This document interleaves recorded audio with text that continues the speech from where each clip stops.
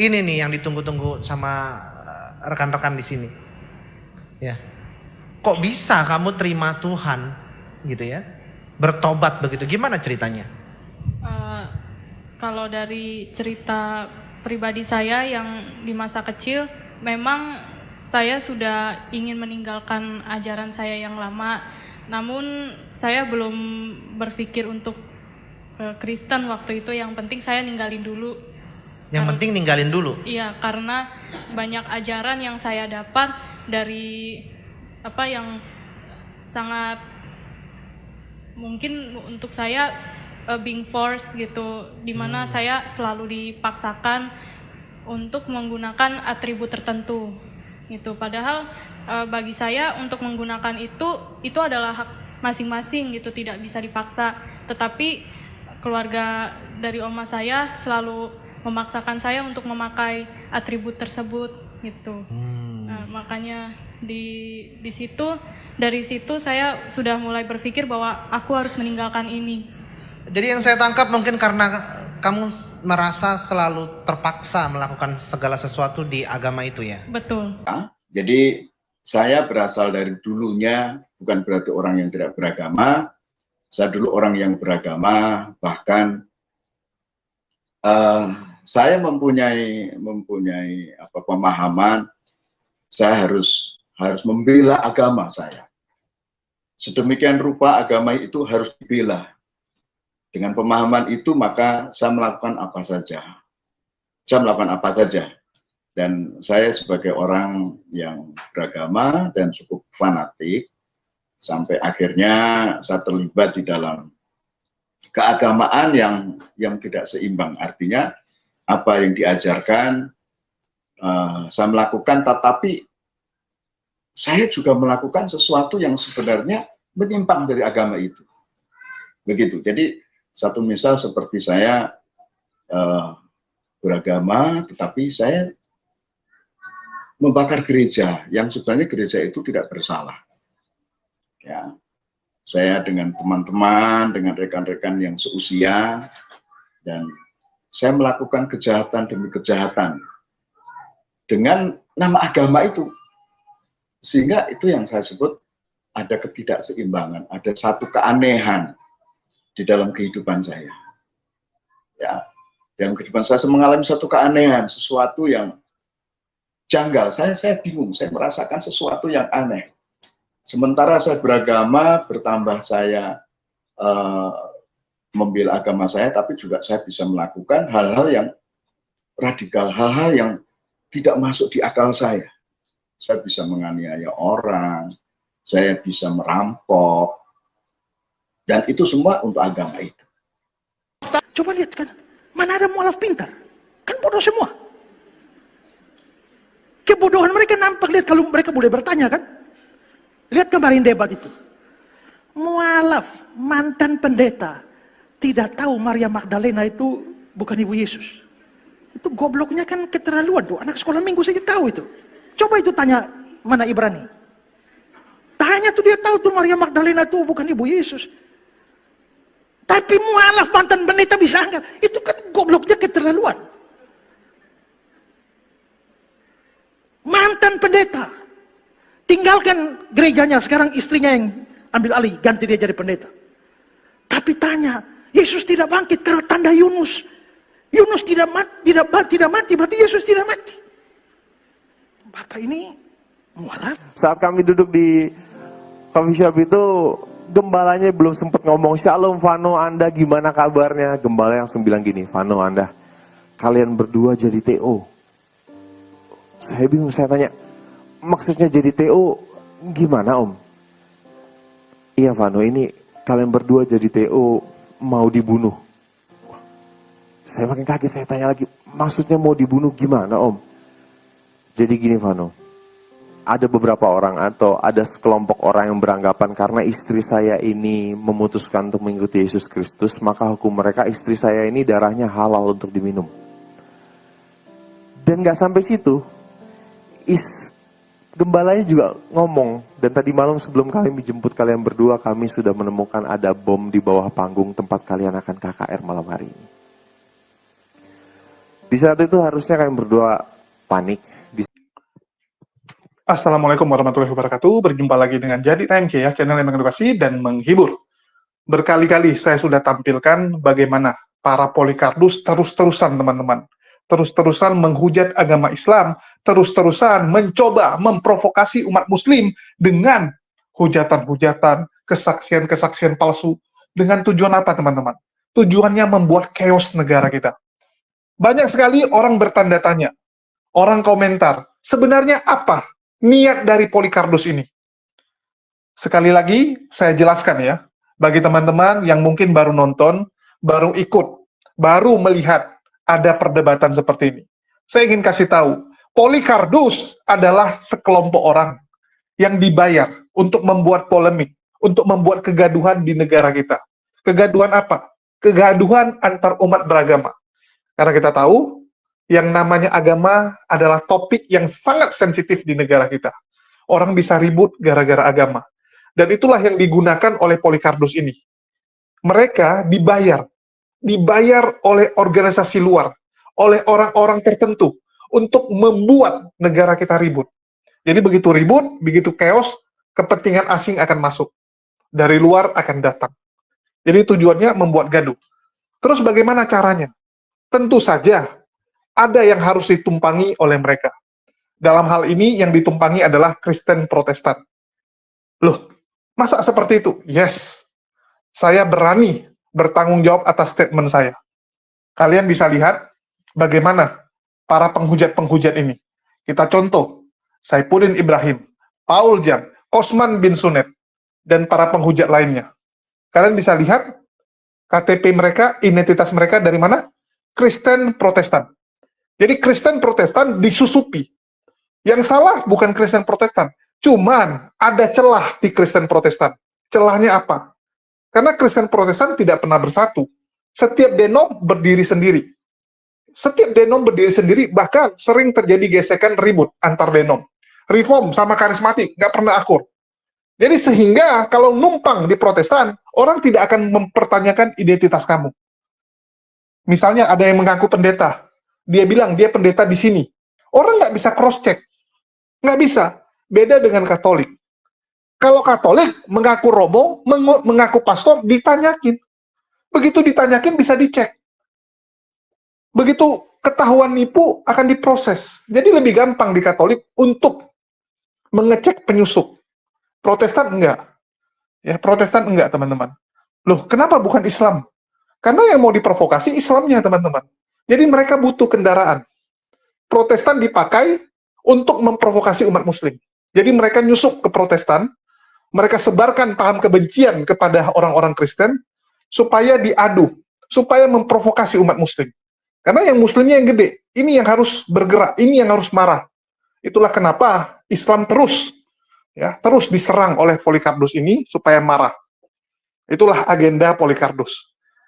Jadi mereka membuat keributan karena memang mereka dibayar untuk hal itu. Ya, jadi jangan terkejut. Jangan terkejut kenapa Polikardus ini nggak habis-habis. Ditangkap satu, muncul yang lain. Hilang lagi, muncul lagi yang lain. Kenapa? Karena memang dibayar, teman-teman. Selama ada yang bayar, ya kita nggak bisa ngapa-ngapain. Terus ada juga teman-teman bilang, kalau yang ditangkap cuman Polikardusnya, bukan donaturnya, maka ini nggak akan selesai.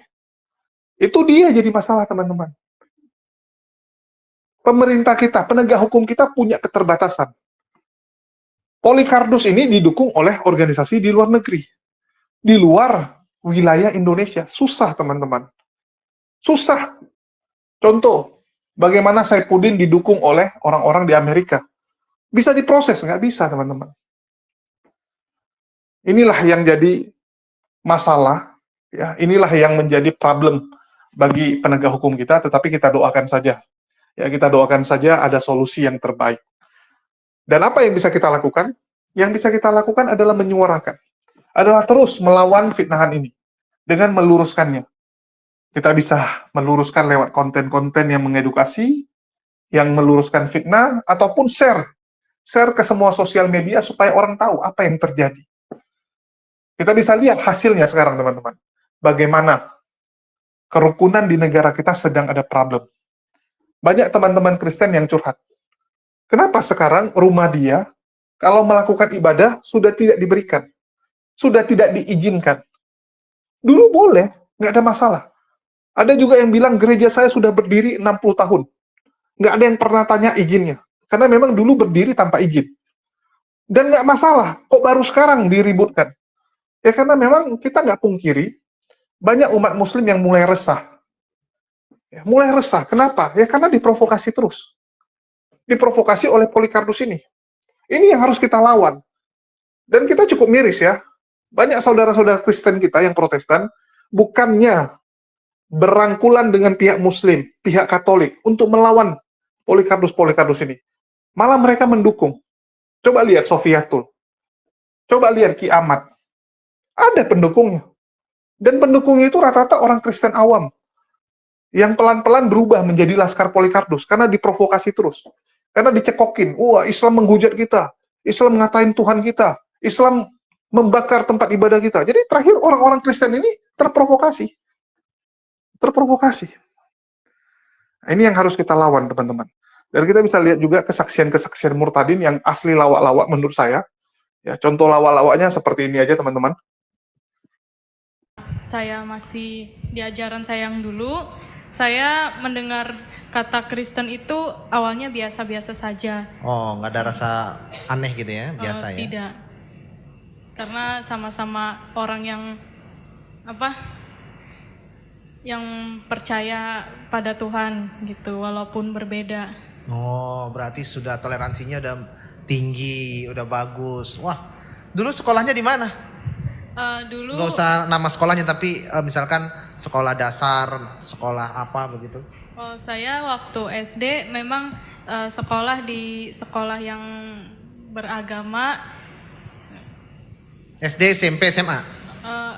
Waktu sekolah yang beragama itu di SD dan juga SMP, tapi untuk SMP hanya setahun sekali karena saya mendapatkan perundungan. Oh, dapat bulian ya? Betul. Dapat dibully gitu ya sebagainya? Iya. Padahal di sekolah yang beragama begitu ya? Betul bang. Oh, sekolah Islam terpadu ya kalau nggak salah ya? Iya. Oh, oke. Tapi nggak ada sakit hati kan? Kecewa kan?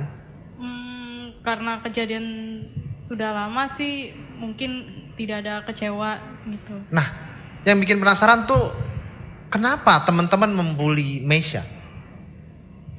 Saya awalnya tidak mengerti kenapa saya dibully, tapi yang saya ingat karena saya lumayan berbeda dari teman-teman Nah, saya. berbedanya itu apa ya? Karena- Alasan mereka membuli Meisha? Karena kalau di mata pelajaran bahasa Inggris, saya yang lebih bisa menguasai. Oh, sirik itu mah namanya, sirik. Wah, ada orang lebih pinter nih, siswa ini nih gitu ya. Oh gitu, karena kamu lebih menguasai mata pelajaran tertentu begitu ya? Iya. Oh, bukan karena keyakinan atau karena apa, enggak, lebih kepada mata pelajaran. Selain itu sih karena saya kalau bernyanyi lebih suka lagu yang berbahasa Inggris gitu. Oh, kayak kamu. Tapi kamu nggak ada kekecewaan gitu, nggak ada kan? Tidak bang. Cuman keluar aja dari sekolah gitu ya? Iya. Oh, bagus juga ya. Nggak ada perlawanan tapi ngambil posisi untuk keluar dari sekolah. Iya bang. Nah, ini nih yang ditunggu-tunggu sama rekan-rekan di sini. Ya. Kok bisa kamu terima Tuhan gitu ya? Bertobat begitu. Gimana ceritanya? Kalau dari cerita pribadi saya yang di masa kecil, memang saya sudah ingin meninggalkan ajaran saya yang lama. Namun saya belum berpikir untuk Kristen waktu itu. Yang penting saya ninggalin dulu. Yang penting ninggalin dulu. Iya, karena banyak ajaran yang saya dapat dari yang sangat mungkin untuk saya being forced gitu, dimana saya selalu dipaksakan untuk menggunakan atribut tertentu gitu. Padahal bagi saya untuk menggunakan itu adalah hak masing-masing gitu, tidak bisa dipaksa. Tetapi keluarga dari oma saya selalu memaksakan saya untuk memakai atribut tersebut gitu. Nah, makanya di situ, dari situ saya sudah mulai berpikir bahwa aku harus meninggalkan ini.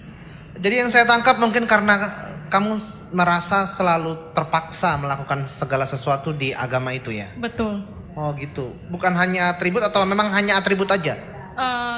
Ada lagi sih.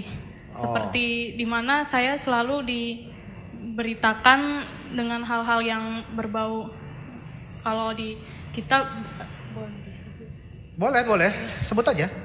kita dulu bilangnya hal goib. Saya dulu sering ditakut-takutin dengan kalau maaf kalau saya bilang kita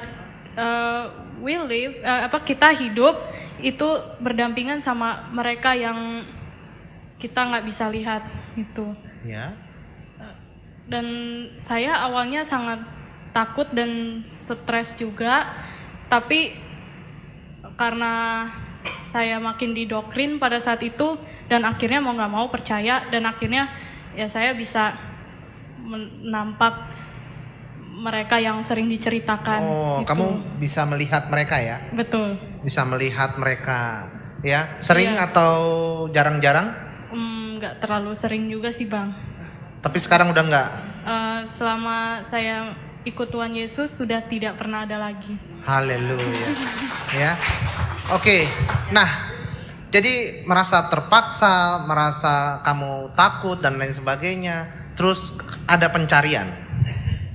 Waktu itu saya belum ada pencarian sih. Belum Bang. ada? Belum. Nah, bagaimana kamu bisa kenal kekristenan? Waktu itu di saat tahun 2020 di mana masa pandemi, kita kan memang diharuskan di rumah saja ya Bang. Dan di situ saya melihat tingkah laku oma saya yang Oh. yang agak berbeda gitu. Omanya ya. Agak berbeda di mana pada saat malam Nggak apa-apa, ngomong aja. pada saat malam memang ada jamnya melakukan ibadah malam, dan lalu saya lihat kenapa oma saya tidak. Saya tanya, kok oma nggak ibadah sih itu malam ini? Terus kata oma, mohon maaf ya, tidak ada perintah di Kitabnya. kitab saya yang lama. Lalu setelah saya mendengarkan itu, tapi oma saya memperbolehkan saya, silahkan kalau saya mau melakukan. Tapi saya memilih untuk tidak melakukan karena tidak ada aturannya gitu. Oke. Ya. Jadi karena oma. Awalnya sih. Awalnya karena oma. Lalu apa yang membuat kamu ambil keputusan kamu menjadi seorang Kristen? Karena awalnya itu oma selalu cerita bahwa awalnya sih perbandingan ya antara ajaran Kristen sama ajaran saya yang lama. Dan oma selalu bilang ini intinya aja ya Bang ya. Oma selalu bilang bahwa waktu itu bilangnya kita Isa Al-Masih adalah juru selamat, dan siapapun yang mengikut dia akan selamat dan sudah pasti masuk ke surga gitu. Jadi saya memilih ikut Kristen karena saya yakin bahwa Tuhan Yesus adalah yang menyelamatkan saya. Iya, bahwa saya mendapatkan kabar bahwa Tuhan Yesus adalah juru selamat dunia dan yang menyelamatkan manusia dari segala dosa dan maut. Jadi saya memilih ikut Tuhan Yesus agar saya selamat. Haleluya. Nah, kamu hanya karena dorongan itu atau memang kamu pernah melihat Tuhan Yesus itu sendiri datangi dalam mimpi atau wujudnya atau bercakap-cakap begitu, pernah? Waktu itu jujur ya, saya waktu masih di ajaran saya yang lama, saya pada saat SMA saya sekolah di homeschooling di Kak Seto, yang dimana teman-teman saya ini beragam agamanya, dan saya lebih banyak bergaul dengan teman saya yang beragama Kristen itu. Dan saya selalu mendengar cerita dari mereka kalau mereka selalu beribadah dan sharing-sharing tentang ajaran agama mereka. Dan saya waktu itu sempat tertarik karena agama mereka ini, maksudnya Kristen itu ajarannya itu menyenangkan dan ibadahnya itu kayaknya seru gitu, nyanyi. Damai gitu ya, Iya. sukacita. Betul, gitu ya. dan saya tidak pernah mendengar dari mereka kalau mereka dipaksa oleh orang tuanya harus memakai atribut tertentu gitu. Hanya saya sendiri pada saat itu. Berarti kamu butuh yang namanya kebebasan. Betul, pada saat itu. Sebelumnya kamu terpenjara oleh aturan, terpenjara oleh mungkin syariat, akidah dan lain sebagainya. Nah, terus Iya. kamu memilih Tuhan Yesus sebagai Tuhan dan Juru Selamat.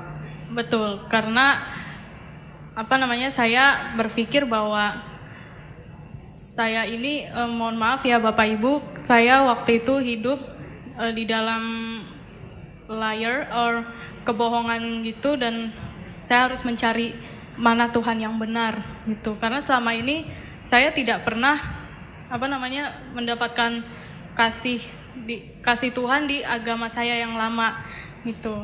Nah gini, saudara harus tahu Tuhan Yesus itu memerdekakan. Ketika Mesya Az-Zahra ini memilih Yesus Kristus, Isa Al-Masih sebagai Tuhan dan Juru Selamat, maka dia sudah merdeka. Ya, mereka selalu membuat kesaksian murtadin, di mana murtadin itu akan mengatakan waktu di Islam dia benci Kristen. Di Islam dia diajarkan untuk memusuhi Kristen. Bahkan ada yang sampai membakar rumah ibadah, menyakiti umat Kristen. Kan lucu, sejak kapan Islam diajarkan membenci agama lain? Nggak ada, teman-teman. Ini kan fitnah yang jahat. Tujuan fitnahnya apa lagi? Ya supaya orang-orang Kristen berpikir memang orang Islam membenci mereka. Sehingga mereka menjaga jarak. Sehingga mereka membangun tembok. Nah, ini yang bahaya. Anak kecil dicekokin bahwa Islam membenci kita. Kapan umat muslim membenci kalian? Coba kalian pikir. Negara Indonesia mayoritas muslim. Tapi pernah nggak umat muslim memaksakan kehendak? Nggak ada. Bahkan saat negara ini berdiri, kalau mau dipaksakan, umat muslim bisa membuat negara ini berdasarkan ya, hukum Islam. Tapi apakah dilakukan? Enggak. Yang ada apa? Piagam Jakarta. Ya, Piagam Jakarta, bayangkan. Malaysia saja yang muslimnya waktu itu 40% cuman. Ya, 40-60% terakhir. Itu juga negara muslim. Tapi Indonesia saat itu 90% saat Indonesia berdiri. Tapi nggak pernah memaksakan kehendak. Umat muslim bukanlah orang yang memaksakan kehendak. Kita adalah orang yang toleransi dan itu sudah terbukti dari zaman dulu. Sudah terbukti. Tetapi kita lihat bagaimana Polycarpus ini ya. Kesaksiannya lawak-lawak, teman-teman. Saya kalau lihat kesaksiannya lucu-lucu aja gitu. Lucu aja sekali. Nah, coba kita bandingkan dengan orang-orang yang memilih menjadi mualaf. Yang memilih menjadi mualaf itu cerdas-cerdas. Ya, mereka belajar, mereka cari tahu, dan mereka akhirnya memutuskan mualaf ya karena mereka membuka akalnya. Bukan karena diiming-imingi sesuatu. Bukan karena, wah saya pingin ada yang menebus dosa saya. Saya pingin dosa saya yang begitu banyak ini ditebus oleh orang lain. Karena menurut saya nggak mungkin saya tebus sendiri. Ini mau gampang semua. Mau gampang semua. Bahkan ada yang bilang apa? Wah saya nggak mau. Di Islam gara-gara repot. Banyak peraturannya. Banyak yang haram. Ya. Mau sholat aja ribet. Harus bersih. Harus ini, harus itu. Enak di sebelah. Kalau menurut Gilbert, tinggal naik turun nyanyi-nyanyi tepuk tangan. Ya, seminggu sekali lagi, nggak perlu setiap hari. Bukan setiap hari, tapi seminggu hanya sekali. Apa kurang enaknya kan gitu?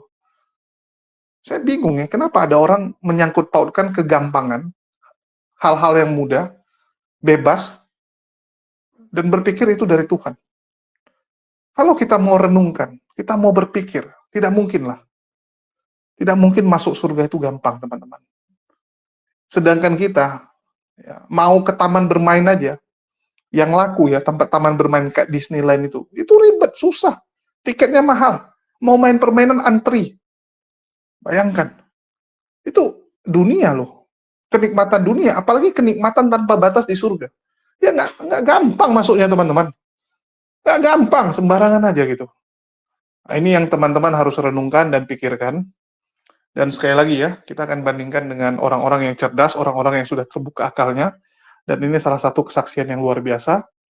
Bagaimana ibu ini, saya nggak tahu ibu atau kakak lah ya, kakak ini tersadarkan setelah berpikir. Nah, ini beda kualitasnya. Oke, kita dengarkan dulu. Kalau cerita mualaf saya mungkin tidak semenarik mualaf-mualaf yang lain ya. Jangan salah ya. Cerita apapun ketika orang menjemput hidayah, walaupun mungkin kelihatan tidak menarik, tapi sebenarnya itu adalah kan hadiah. Iya, betul. Itu hadiah Betul, loh dari Allah hadiah. Subhanahu wa Ta'ala. Benar, saya sendiri. Jangan bilang nggak menarik loh. Kalau ceritanya nggak menarik, tapi harus sebetulnya sih lebih menarik. Itu tetap harus disyukuri. Iya, Wanita kalau itu. dari saya pribadi, saya mensyukuri. Hmm. Saya berpikir gini, setiap orang pasti ada door opener-nya dia untuk memilih berpindah Iya, iya, iya. ke keyakinan yang lain gitu. Hmm. Saya ini single parent 6 tahun. Oke. Harusnya Kristen kan nggak boleh bercerai. Ya. Tapi Apa yang sudah dipersatukan Allah tidak boleh diceraikan manusia. Iya. Gitu ya. betul. Dan ketika saya berusaha bertahan waktu itu, hampir 13 tahun saya bertahan supaya tidak cerai, tapi nggak bisa. Oke. Akhirnya daripada menyakiti diri, Hmm. mau tidak mau cerai. Ada KDRT nggak, Bu? KDRT nggak ada. Nggak ada. Nggak ada. Terus setelah itu saya kayak ngebatin dalam hati, saya nggak mau nikah lagi karena nggak boleh di Kristen. Karena kalau yang laki masih hidup, setahu saya nih, Ya, itu termasuk zina. ya betul. Jadi kan saya takut Ya. gitu. Berarti saya ini nggak akan nikah nih seumur Ya. hidup gitu. Pokoknya kalau ada KDRT, istri sampai hitam lebam biru, Oh, nggak boleh cerai katanya. nggak boleh cerai. Kalau sampai cerai, nikah lagi berarti zina. Iya. Ya itu. Terus? Itu akhirnya saya seperti itu selama 6 tahun saya single parent, Hmm. full untuk anak-anak, Mm-mm. 100% tanggung jawab di saya. Dan sekarang anak-anak udah gede. Yang pertama udah dokter gigi, Oh, alhamdulillah. ya, Di mana, Bu? Di Denpasar. Denpasar juga. Waduh. Yang kedua ada SMA gitu. Mm-mm. Nah itu Di SMA? SMA kemarin nih SMA Kristen, sekarang mau pindah. Oh, udah ke- pindah. Mau ya, pindah. Mau pindah, Oke. sedang proses. Anak-anak sekarang gimana? Mohon maaf, saya penasaran. Anak-anak ikut langkah ibunya atau masih di Nah, anak saya yang paling kecil Heeh. itu dia mualaf atas nama sendiri. Alhamdulillah. Usia berapa tuh, Bu? Usia 15 tahun. 15 tahun. Masya Allah. Saya aja sampai nangis waktu dia bilang dia mualaf, padahal saya Alhamdulillah. nggak pernah dorong mereka Ya, berdua. ya, ya. Tapi sedangkan cecinya dia masih Kristen gitu. Yang 5 masih Kristen. Yang nomor 1. Nomor 1. Yang nomor 1. Heeh. Yang 5-5-nya udah Muslim semua. Kok 52 anak Dua saya? anak. Tadi 6 tahun, sorry, 6 saya pikir tahun. 6 anak. 6 6 tahun, single tahun. parent, 2 Single anak. parent. Nah, 6 Oke, tahun Masya single Allah. parent 2 anak saya cewek-cewek gitu. Yang kecil sudah masuk Islam, Iya. kakaknya belum. Iya, jadi saya 6 tahun tuh fokus kerja aja, pengalihannya tuh pokoknya kalau nggak kerja komunitas mobil apa, jadi bener-bener ada Jadi padat kerja gitu.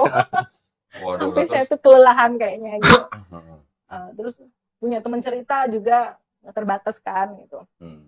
Tapi apa namanya? Oh ya, saya sempat deket juga sama orang Kristen nih, tapi udah punya istri kok. Oh. Nah, saya pikir kan nggak bagus ya kayak gini gitu. Saya perlu teman cerita, tapi nggak apa namanya malah nggak bagus kayak gitu. Akhirnya saya stop.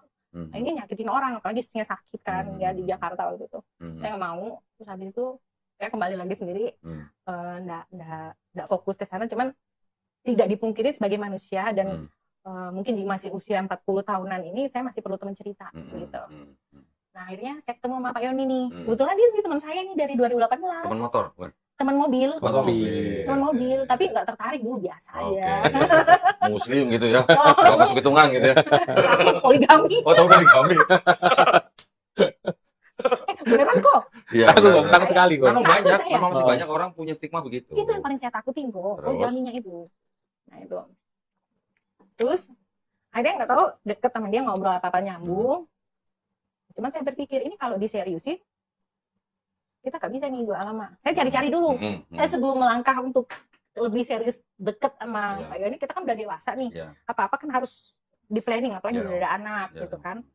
Saya deket. Pak Yoni juga statusnya waktu itu Cerai. Udah cerai, udah clear semua anak berdua. berapa? Satu. Nah, yang membuat saya tertarik kan karena dia udah cerai nih, udah single. Kan kalau di Kristen kan jarang ya udah single, susah nyari kan gitu. Terus Adanya suami orang kan dosa lagi kan gitu ya. enggak lah, Mbak Citra lah, dunia nggak selebar daun kelor lah. Kok tapi dunia saya sempit kok. Gitu ya. Apalagi Bali lagi ya. Iya. Iya. Nah, itu ceritanya. Jadi wah ini dia clear nih single gitu, terus ngobrolnya nyambung ya. Istilahnya nggak terlalu banyak hambatan gitu. Tapi sebelum langkah lebih lanjut saya mau cari tahu nih. Kita mau mau saya bawa kemana sih, kan karena kebiasaan saya orangnya mandiri dari dulu. Jadi saya gali-gali sendiri. Saya tanya ke Pak Pendeta. Tanya info kalau pernikahan kedua itu tidak tidak diberkati di Oke. gereja, Ya. hanya peneguhan aja. Hmm. Padahal saya ini orangnya kan over pede kadang-kadang. Hmm. Saya ini mau narik dia ke Kristen awalnya, Oh, tapi gitu. masih di dalam hati aja Oh kok. gitu Pak, baru ngaku sekarang Pak ya Pak? Iya, baru aku tadi kok. Oh baru ngaku tadi. Oh Tadi. sebelumnya nggak ngaku? Nggak Oh ngaku. gitu, iya iya iya. Maunya dia saya tarik ke Kristen gitu. Apa kemarin teman saya bilang, kalau keceplosan tuh bahasa Sundanya apa ya? Keceletot apa gitu. Oh gitu, terus? Nah, saya waktu itu udah tanya-tanya, oh nggak diberkati ya, cuma diteguhkan gitu. Hmm. Berarti nggak sah di mata Tuhan dong, Hmm. menurut saya. Hmm. Terus habis itu, karena Pak Pendeta tuh deket sama saya. Dulu di organisasi gereja kok, Hmm. status cerai hidup nggak boleh jadi pengurus di gereja, Oke. nggak boleh jadi majelis. Hmm. Tapi ketika saya masuk, diubah aturan itu. Hmm. Per tahun lalu dirubah, Hmm. cerai hidup boleh jadi Oke. majelis. Terjadilah gini apa? Ada pro kontra pro Cerai kontra. hidup yang boleh malah. Sekarang dibolehin, kalau dulu nggak boleh. Oh, kalau cerai mati? Cerai mati boleh. Oke. Jadi kan meninggal itu kan berarti cerai karena Iya, iya, dipanggil Tuhan. Iya iya iya. Kalau cerai hidup nggak boleh melayani di gereja. Dulu, sekarang boleh. Ya kemarin ini boleh, jadi saya masuk kandidat majelis Oh, gitu. Oke, iya, iya, iya. Terus dirubahkan. Majelis lah. Jadi, Berarti duduknya paling depan ya? Oh, iya. Dekat mimbar. Iya, dekat mimbar. Iya, iya. Itu terus akhirnya saya diskusi sama Pak Pendeta. Hmm. Terus gini, Pak Pendeta terakhir bilang, tapi kalau mau diadakan di gereja boleh kok Bu, nanti kita adakan di gereja aja kalau memang Ibu ada gini. Enggak sih, saya mau tanya-tanya dulu, calon belum ada kayak gitu ya, saya cuma Iya, mau iya. info aja gitu. Hmm.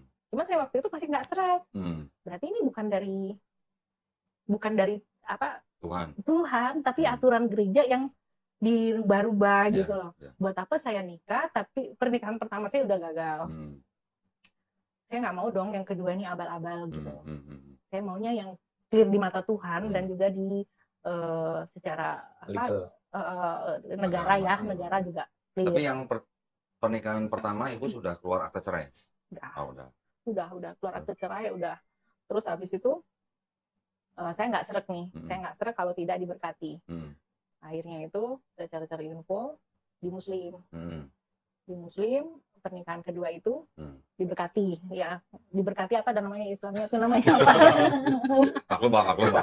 Dari sebelah soalnya Pak. Belum familiar. Lompat pagar kayaknya. Enggak. Lo kan memang sudah lompat pagar sekarang. Istilah kita bukan diberkati, akad nikah. Iya, di akad nikah dan Ya. itu secara agama, secara Tuhan kan Sah. sah. Ya, Secara negara juga dapat diurus Bisa. sehingga menjadi sah bisa. kan gitu. Ya. Ya kan kedua. Nah, ada nih jalannya yang sesuai dengan apa namanya? Ketuhanannya itu sesuai gitu. Tapi saya gimana ya kalau masuk Muslim gitu? Saya belum tahu sama sekali ajaran di Muslim gitu. Dari door openernya itu udah yang satu udah nggak masuk sama saya, yang satunya lagi masuk. Cuman berani nggak saya masuk kan itu ya, saya masih harus pelajarin dulu gitu. Gitu. Nah terus habis itu saya ke Pak Ustadz nih. Kita kan punya Ustadz.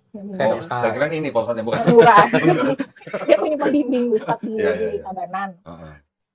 Akhirnya tuh saya cerita, saya bilang, Pak Ustadz saya tuh awalnya udah nggak mau nikah, tapi saya perlu teman, anak-anak saya udah gede, nanti masa tua saya kan umur 50 baru cari-cari kan juga belum tentu dapat nih, mumpung ada kan yang clear gitu. Tergantung. Lanjut. Nah, terus saya tuh awalnya nggak mau nikah, Pak Ustadz, saya udah ngebatin dalam hati saya pokoknya nggak mau nikah sampai ini, tapi sejujurnya saya perlu teman. Terus Pak Ustadz bilang, Allah tuh tidak menyukai orang yang menyakiti dirinya sendiri. Gitu. Jadi kalau Mbak Citra ngomong seperti itu, Mbak Citra namanya nyakitin diri, karena apa? Mbak Citra tahu kalau Mbak Citra itu masih perlu teman. Menyiksa diri sendiri nggak boleh. Nggak boleh. Waktu itu saya tak, iya benar juga ya. Gitu. Nah terus saya juga nggak tahu nih, Pak Ustadz, saya tuh nggak pernah nyari suami, nggak pernah nyari pacar, tapi saya ditemukan sama dia nih. Di saat saya tuh benar-benar lagi drop itu dalam arti sepi banget, nggak ada yang nemenin saya, nggak ada yang temen yang bisa saya ajak ngobrol, atau dia ada gitu. Dia tiba-tiba datang. Dan dia bukan orang baru, orang lama. Gitu. Oh kenalnya udah lama? Kenal udah lama. Oh deketnya aja baru. Deketnya aja baru gitu. Terus habis itu sebelumnya nggak peduli gitu. Nggak dilirik lah gitu lah. Nggak dilirik gitu ya. Saya juga nggak ngelirik juga. Oh ya banget. Kayaknya banyak yang nggak diungkapin sih. Ya anggap aja ini sebagai jalan hidayah bisa. Iya, door opener saya pikir. Karena saya nggak pernah cari suami loh kok, nggak pernah cari pacar juga. Nah, terus habis itu kok bisa dia datang? Nah katanya Pak Ustadz, itu tandanya Allah mesti sayang sama Mbak Citra. ya benar juga ya, gitu. Tunggu sebentar. Saya pengen koreksi tuh omongan Pak Ustadz tuh. Iya. Kalau bilang Allah masih sayang, kurang tepat, Mbak. Pasti. Allah tuh maha penyayang. Maaf penyayang ya. Setiap saat Allah menyayangi gitu. Iya, menyayangi. Cuman mengasihinya ntar dulu pilih-pilih gitu. Iya, Namanya juga iya, mengasihi iya, kan. iya, iya, iya. Menyayangi kepada semua manusia. Iya. Mengasihi ntar dulu, yang mau beriman baru dikasihi gitu. Lanjut, Hmm. Mbak. Nah dari situ saya bisa nerima nih, bisa Hmm, nerima. hmm, Masuk. hmm. Habis itu saya mau coba belajar. Hmm. Pengen tahu, saya bilang sama dia, jangan paksa saya. Kalau saya nggak cocok, saya nggak mau. Iya dong. Heeh. Karena saya orangnya mandiri banget. Iya. Siapa lu gitu? Hmm. Kalau di Jakarta kan gitu banyak. Iya, siapa lu? Dan memang sebenarnya saya juga nggak sombong orangnya kok. Oh, Sombong gitu ya. ya. Iya. Ya dia, Iya. sombong ya. Banget. Banget. Oh, sangat. Baru ngaku ya, Pak? Iya.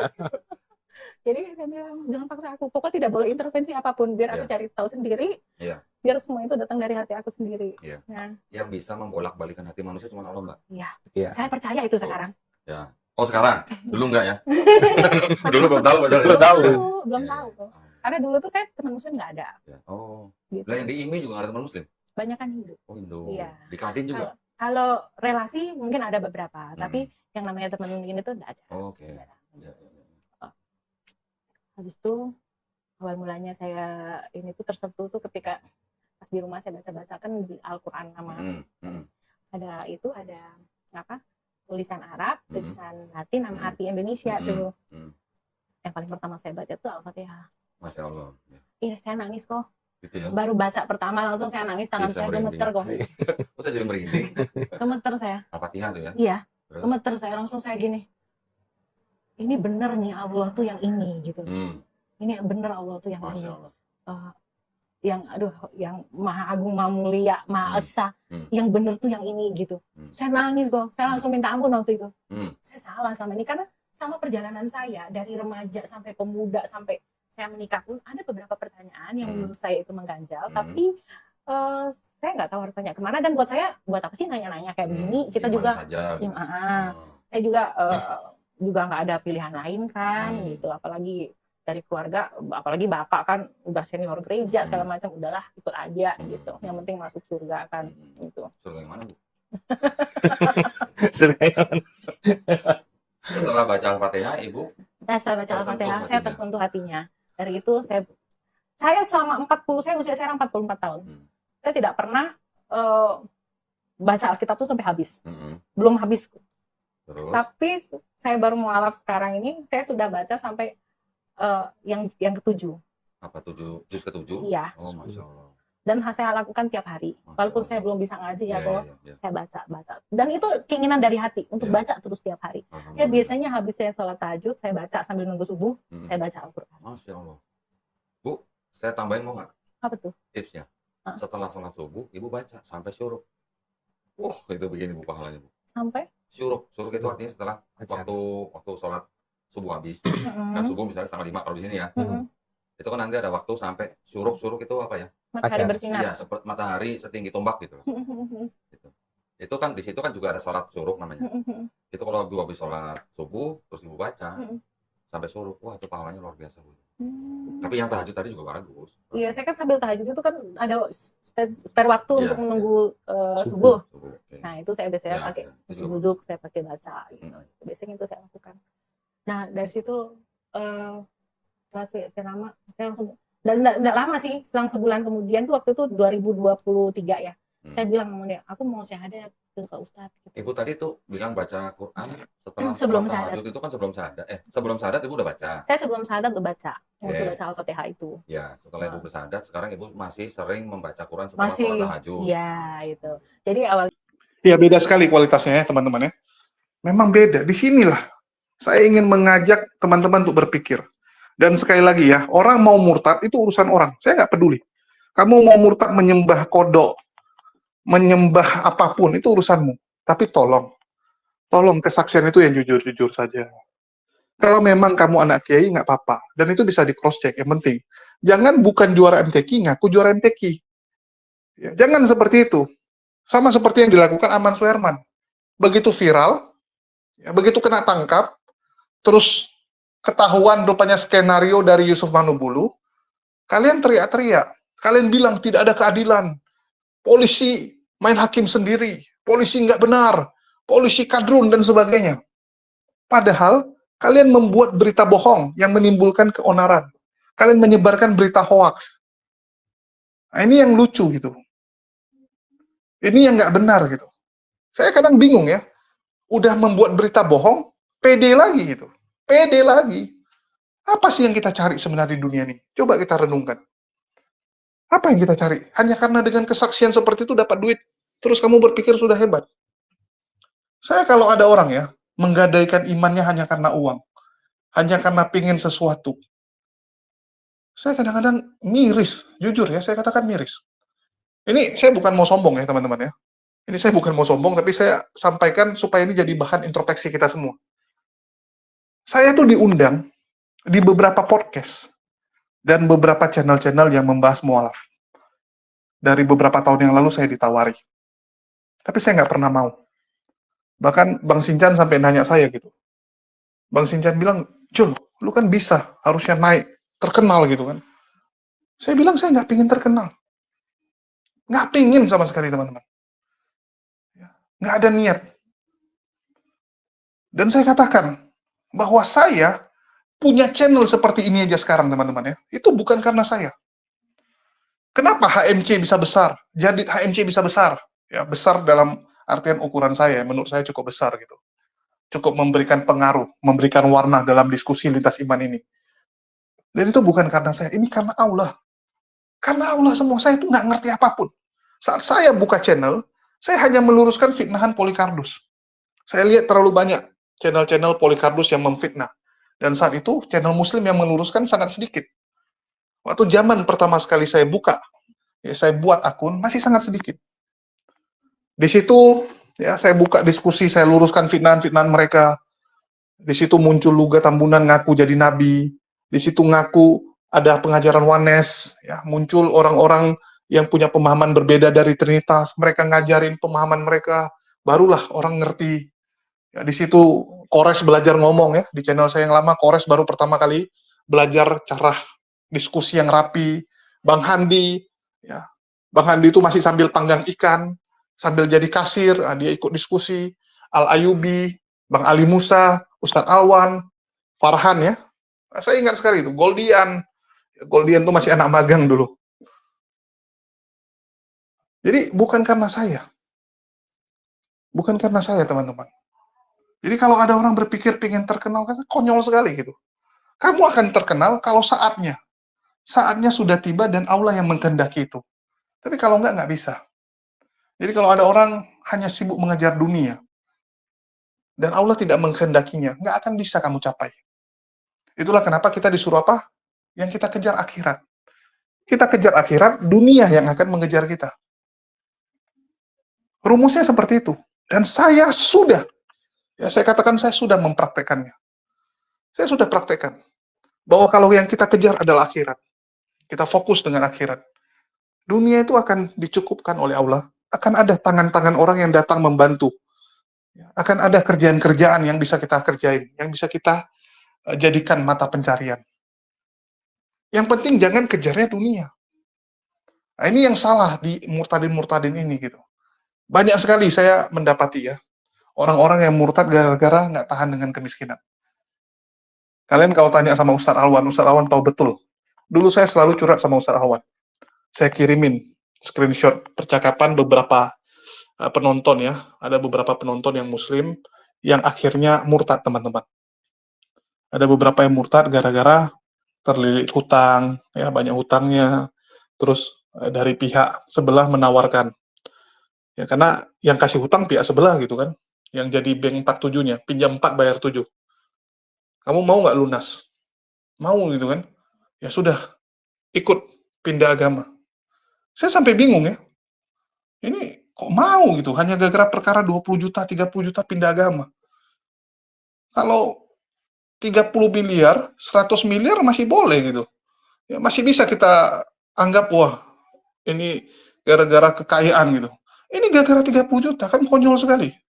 Bahkan yang kemarin di Masjid Istiqlal, belakangnya, ya, di belakang masjid itu kita dapati apa? Itu lebih konyol lagi. Gara-gara berapa? 500.000. Jadi ditawarkan untuk murtad, dibaptis, divideokan, didokumentasikan, dikasih 500.000. Selesai itu kamu mau sholat, kamu mau balik Islam nggak apa-apa. Yang penting sudah didokumentasikan. Nah, itu kan bodoh sekali gitu. Ya. Kamu sudah menjual imanmu, maka kamu sudah sah murtad. Walaupun cuman acting ya, cuman acting untuk dokumentasi, tapi kamu sudah sah itu murtad. Hanya gara-gara 500.000, itu paling konyol. Saya kalau ingat tuh kesal sekali. Ya, jujur kesal sekali, kok bisa ada orang seperti itu. Jadi, sekali lagi teman-teman, apa yang kita kejar? Ya, saya kemarin posting ya, ini sekarang udah bulan 9 teman-teman. Saya aja baru merasakan, ya saya baru ini ya, kalau diingat-ingat, baru beberapa waktu yang lalu, merayakan pergantian tahun. Ya, saya ingat betul pergantian tahun saya ngapain aja, dari jam berapa ngapain, ini ya, tahapan-tahapannya ya, sangat jelas di ingatan saya. Dan masih sangat jelas saat saya sama Bang Zuma, sama Kores, sama Bang Handi ke Bandung. Ya, pertama sekalinya kami ngetes kereta cepat. Ya, kami berlima, ada Satli juga. Naik kereta cepat ke Bandung, ya, terus main-main dari Bandung ya, pergi ke beberapa tempat, liburan. Masih sangat ingat, masih jelas sekali sama saya. Dan rasanya tuh baru beberapa waktu yang lalu. Rupanya tuh bulan 2, sekarang bulan 9, 7 bulan yang lalu, setengah tahun yang lalu udah. Jadi gila sekali waktu itu berlalu, teman-teman. Jadi memang hadis ya tentang Rasulullah mengatakan bahwa apa? Di akhir zaman, waktu itu akan terasa begitu cepat. Benaran, teman-teman. Benaran. Terus juga tentang apa? Orang belanja ya, di beberapa toko dalam satu hari. Dulu kita pikir bagaimana caranya? Nggak mungkin. Rupanya online shop bisa. Satu hari kamu bisa masuk 100 toko, 200 toko pun bisa. Ya, lihat barang ini di toko A, toko B, toko C. Kita terlena. Waktu kita habis. Belum lagi gadget, TikTok, ya, online ini. Benar-benar membuat kita tuh macam nggak punya waktu. Sekarang seakan-akan satu hari 24 jam tuh nggak cukup. Artinya apa? Inilah bukti kebenaran Islam. Yang lain bisa nggak ngomong seperti ini? Nggak bisa, karena ini firman Tuhan. Ini kebenaran gitu.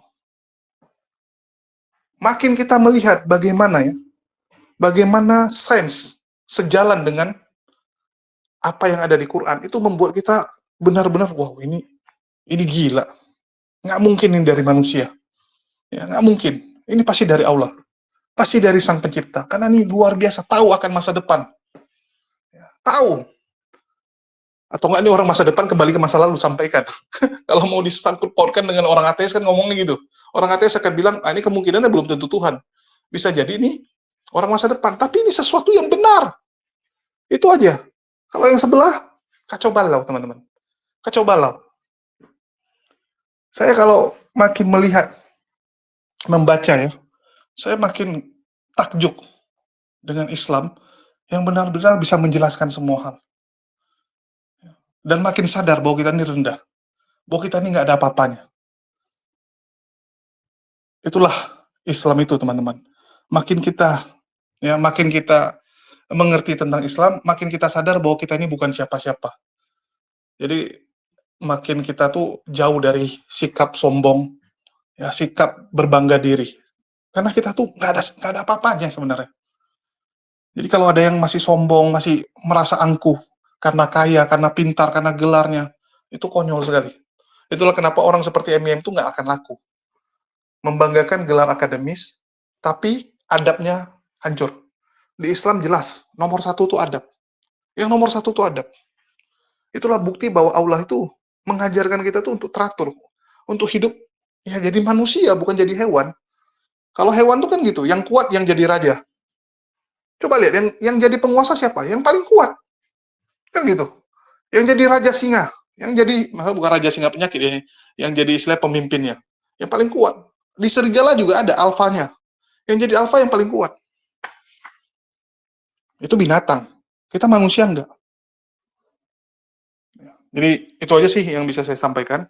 Makasih buat teman-teman semua dan semoga ini jadi bahan introspeksi kita ya, bahan kita renungkan. Begitu juga untuk saya ya, sebagai renungan bagi saya bahwa ya kita ini nggak ada apa-apanya teman-teman. Jadi mohon doanya, ya mohon supportnya dan sekali lagi ya, tolong doakan saya untuk melewati masalah-masalah yang sedang terjadi, karena memang ini lagi intens diserang oleh Polycardus ya, yang mereka nggak terima dengan konten-konten saya, sehingga mencoba melenyapkan, ataupun minimal membuat channel saya tersita, sama seperti yang mereka lakukan dengan HMC tahun lalu. Ya, jadi mohon doanya aja, makasih buat semuanya. Di akhir kata saya ucapkan, wassalamualaikum warahmatullahi wabarakatuh. Sampai jumpa di konten-konten kita berikutnya.